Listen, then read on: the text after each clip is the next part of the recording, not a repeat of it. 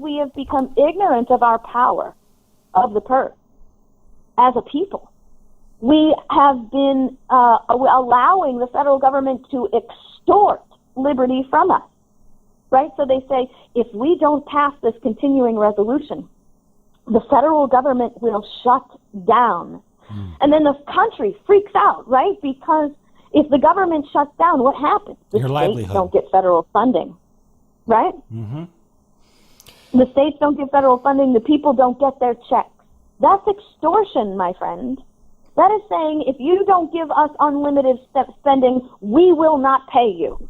And that is a crime. Extortion is a crime. A must-own gold stock, K92 Mining, trading on the TSX Venture under KNT. Head of exploration is the man responsible for the largest gold discovery in history. Gold production will commence in the matter of weeks for this new company, headed up by an all-star management team. Their core project and mine was purchased by Barrick Gold at the height of the bull market in 2006 for $142 million. At the depths of the bear market, this management team swooped in and bought this project for $2 million last year. To learn more about this soon-to-be mid-tier gold producer with a cash cost estimated at a low $600 per ounce, visit crushthestreet.com/gold IPO. Hello everyone, and welcome into crushthestreet.com. I am Kenneth Amaduri, and I'm joined today with a special guest, a constitutional expert, no one more grounded than KrisAnne Hall on this issue. She's an educator. She's, speaking constantly, hosts the very popular KrisAnne Hall show, and her website is KrisAnneHall.com. KrisAnne, thanks for joining me. Oh, it's my pleasure. Thank you for having me. Well, thank you for doing what you do, actually. It's very noble, and you are a complete expert when it comes to the government and the Constitution, and it's been too long, if you ask me, since we've done our last interview. And you know what? Let's get right into the election. We just had the debate here on Monday between Clinton and Trump, and I just want to get your initial reactions. I want to throw it out there. What are your initial reactions to what you saw on Monday night? Well, I don't compare the candidates to each other. I compare them to the only real standard, which is the Constitution. And there were two very, very disturbing things that came up during this debate. The first was the assertion that stop and frisk, the practice of a warrantless search on your person just because you're standing on the street corner, is somehow necessary to protect people from criminals is very, very disturbing. The idea that our right to be secure from unreasonable searches and seizures is somehow mutable by the arbitrary determination of a single officer, that you are somehow suspicious. The problem that comes up here is that we have this misrepresentation by government and by law that the term in the Fourth Amendment that talks about the fact that we are to be secure from unreasonable searches and seizures is subject to interpretation of reasonableness. That is not true. The reasonableness is not subject to interpretation because the Fourth Amendment itself establishes what is a reasonable search and seizure. Therefore, anything outside what the Fourth Amendment establishes as reasonable is now unreasonable. And so the Fourth Amendment establishes that the only reasonable search and seizure is one that is issued by a warrant based upon probable cause, supported by oath or affirmation, meaning it is subject to due process review, that it particularly describes the place to be searched and the persons or things to be seized. And the inclusion of our framers of that word "and" means that all 5 of these conditions must be present at the same time for a search to be reasonable. And stop and frisk is simply somebody standing on the street corner where an officer comes up and says, "Hi, I'd like to talk to you for a few minutes. Can we talk?" And then the person agreeing to talk to the officer now equates, legally speaking, as consent to the discussion. And once the consent to the discussion begins, the officer says, well, since we're going to be talking, I am going to simply pat you down for my safety. Both of these approaches by the officer can be legally refused. If you're just standing on the street corner and an officer says, can we talk, you can simply say to the officer, no, I don't have time, and move on, or simply, no, I don't want to talk to you. And if you do agree to talk and the officer says, well, I'm just going to pat you down for my safety, you have the right to say, no, you will not pat me down for your safety. You will not touch me without a warrant. But most Americans don't understand that they have the right to say no. And so they say yes. And upon that consent, now, the officer will not only pat you down for what he may perceive to be a weapon, but if he is to pat your pocket and feel something that he now, by arbitrary determination and opinion, determines to be a contraband item, the officer now, by this stop and frisk law, has the authority to go into your pockets or demand that you remove things from your pockets with the threat of arrest. Wow. Now, there is no warrant. There is no probable cause. The approach and the search is all based on the arbitrary terms of suspicion. There is no due process, no challenge other than refusal. And oftentimes the officers are not even aware that you have the right to refuse, so they take a refusal as a violation of law and they arrest you. And then there is no warrant to describe the particular place to be searched and the persons or things to be seized. And so stop and frisk is completely a violation of your liberty, which should be a per se violation of the Constitution. Wow. Yeah, no, that is amazing, and I've thought about that a lot, and I've known people who have, had some run-ins with the law, and it's scary though for the average person to go down the rabbit hole of putting up a fight against the police, saying no, because you don't want to be in that position where an entity that otherwise could take away your freedom. I mean, if you end up going to jail or things like that, accusing you of something, saying, "Hey, this happened to me," or this person did. Now the officer's lying, and you just don't want to be dealing with. Point. Right, but that's the whole point. We are afraid because we are uninformed, because we are uneducated on both sides. We have fear because we do not understand that these are our rights, and we should not be afraid to exercise our rights. And we are afraid because the officers themselves are ignorant of our rights and somehow believe that their voice carries the weight of law. And so none of this is going to change as long as we establish the status quo. And it's certainly not going to change if we get people in the presidential office who believe that necessity outweighs liberty. Mm. The other thing that was very disturbing about our presidential election was the candidate's assertion of this principle of no fly, no gun. I know the common saying is no fly, no buy, meaning if you get on a no-fly list, you shouldn't be allowed to buy a gun. But I think that's an oversimplification, and people really need to understand the true ramification. It is not a no-fly, no-buy gun. It's a no-fly, no-gun, period. Because it won't be long before the government will not only justify, well, if you're on a no-fly list, you can't buy a gun. So then they'll justify, if you're on a no-fly list, you can't own a gun. Because what's the point of restricting you from buying a gun if you already have a cache of weapons in your home? Mm. And so it really is not no-fly, no-buy. It is no-fly, no-gun, which means now that this is really not about guns. This is something we need to understand. This is not about guns. This is about denial of due process. This is about the revocation of property and liberty without any recourse, based simply on an arbitrary determination by the government under secret terms that cannot be challenged. And this is extremely, extremely disturbing. Mm-hmm. And whether your candidate be Hillary Clinton or your candidate be Donald Trump, somebody who is understanding of the Constitution and liberty-minded had better get in touch with these people and correct them in their errant understanding. And here's the problem. If we cannot correct them while they're running for election, if we cannot correct them in their errors while they are begging for our approval, how are we ever going to correct them when they actually get into office and they think that they have our approval unconditionally? Yeah, that's a great question right there.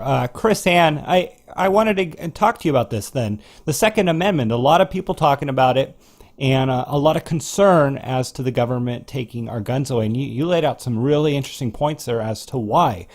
But I would also bring up, maybe a devil's advocate type comment, that back when the Constitution was written, it was a much different situation with the guns that they had back then, and the ability for the common man and a group of common men to actually resist the government.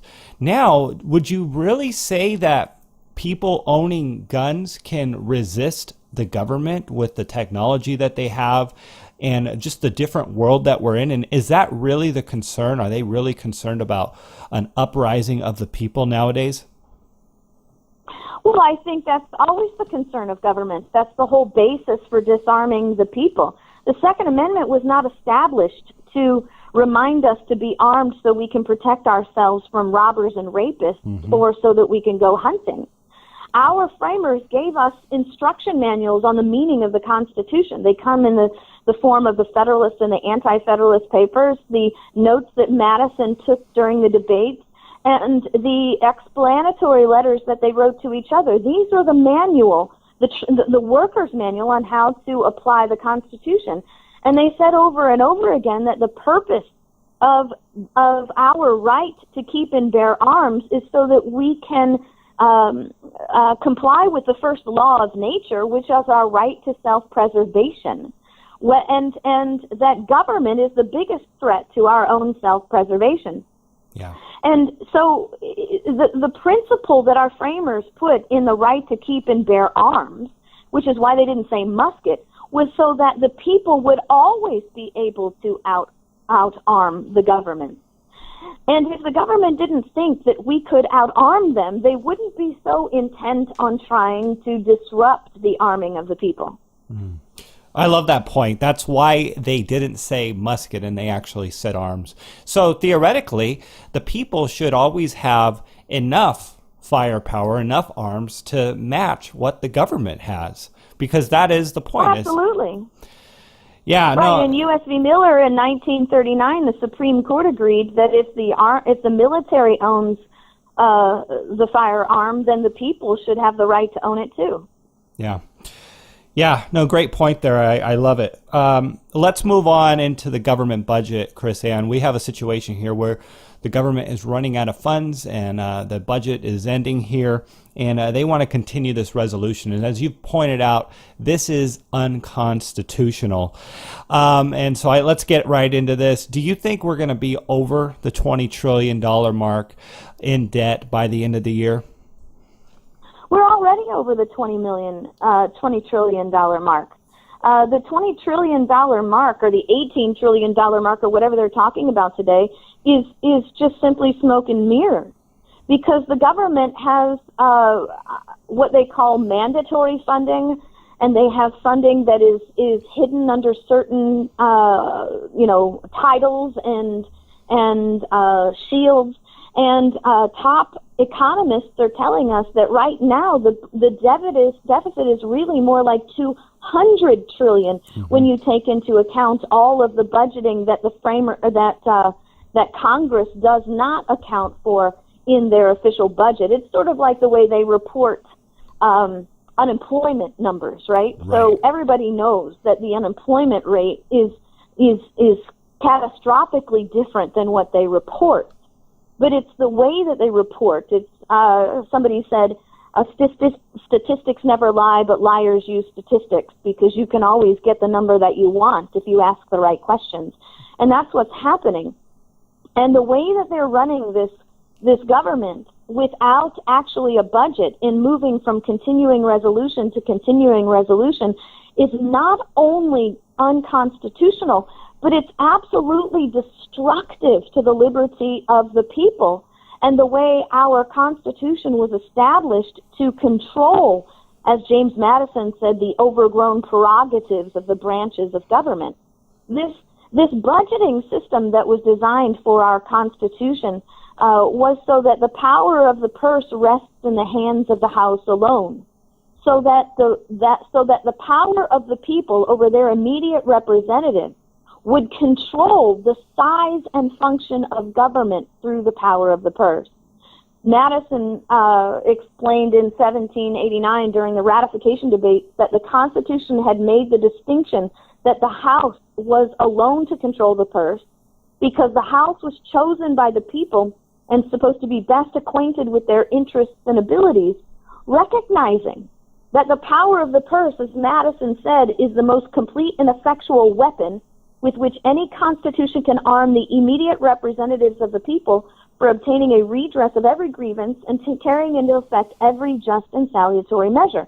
So we have a House that is denying their delegated authority, shirking their responsibilities, and avoiding accountability through created procedures and constitutional destruction. And here we are now careening into debt, funding things that are unconstitutional, and funding things that should not even be supported by the people.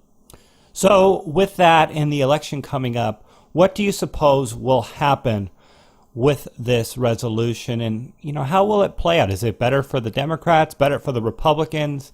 I know you don't get too much into that, but I mean, what do you see playing out with this resolution, unconstitutional resolution?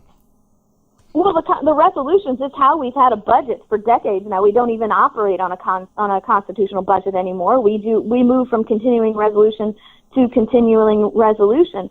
And the sad thing is that it supports government as a whole. So both the Republicans and the Democrats are in support of this continuing resolution fiasco because it creates power and shields accountability.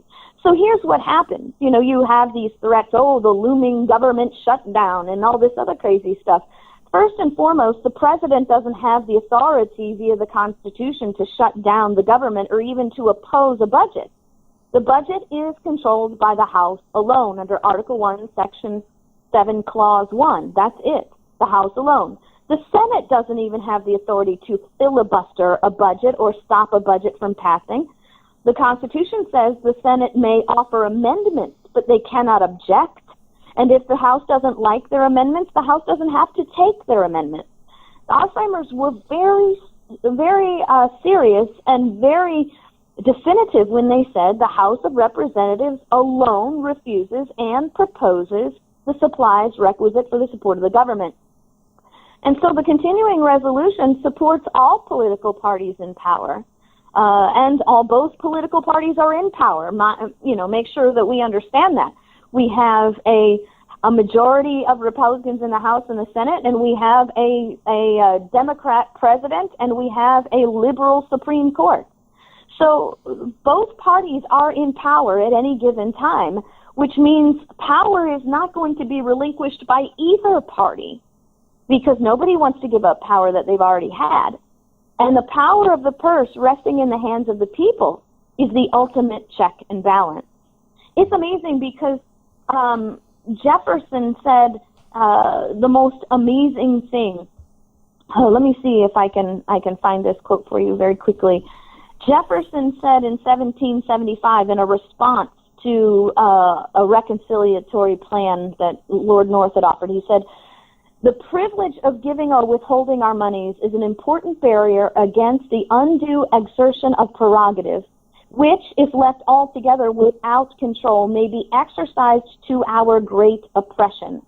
And all of history shows how efficacious is its intercession for redress of grievances and reestablishment of rights, and how improvident it would be to part with so powerful a mediator. The power of the purse resting in the hands of the people is the only way we control government, and it's the only way we peacefully control government. It's the only way we peacefully restore our rights and prevent oppression. However, because we have become ignorant of our power of the purse as a people, we have been allowing the federal government to extort liberty from us, right? So they say, if we don't pass this continuing resolution, the federal government will shut down. And then the country freaks out, right? Because if the government shuts down, what happens? The states don't get federal funding, right? Mm-hmm. The states don't get federal funding. The people don't get their checks. That's extortion, my friend. That is saying, if you don't give us unlimited spending, we will not pay you. And that is a crime. Extortion is a crime. Making people fear so that they will pay money. And that's why we're in the situation that we're in. Those are powerful words right there, KrisAnne. And, there's not many people out there articulating it the way you have and putting it so plainly the way you have. And again, that's, very powerful. And I'm so glad you came on the show to share with us your thoughts on these constitutional issues that we are facing. So with that, is there any final words of advice that you would have for our audience here? And please also share with them how they can reach out to you or learn about more of what you do. Well, I would just simply hope that what the people heard today were not my thoughts and were not my opinions. What I try to do always is to not offer up opinions or interpretations, but to offer up history and facts. It is, in fact, that Jefferson said these things. It is, in fact, that Madison said these things. It is, in fact, the reason why they put the power of the purse in the hands of the House alone. These are facts. These are historical facts. And until we understand that these are not interpretations up for debate, that these are actual historical facts, we're not going to be able to restore things, because we lack the power and the standing of that foundation to assert without compromise. And so, if people would like to know more about this taxation issue and other issues, they should go to KrisAnneHall.com, KrisAnnehall.com. I have articles and radio shows. Follow me on Facebook. We're talking about this stuff every day on Facebook in a short and concise way that you can share and educate your friends. And this is what it's about. It's the power of education. So we can educate to liberate from this federal oppression. Educate to liberate for this federal oppression. I love it. All right, everyone. Definitely check out KrisAnne Hall. Follow her on Facebook. And we'll see everyone next time. KrisAnne Hall, thanks for coming on the show. Oh, my pleasure. Absolutely.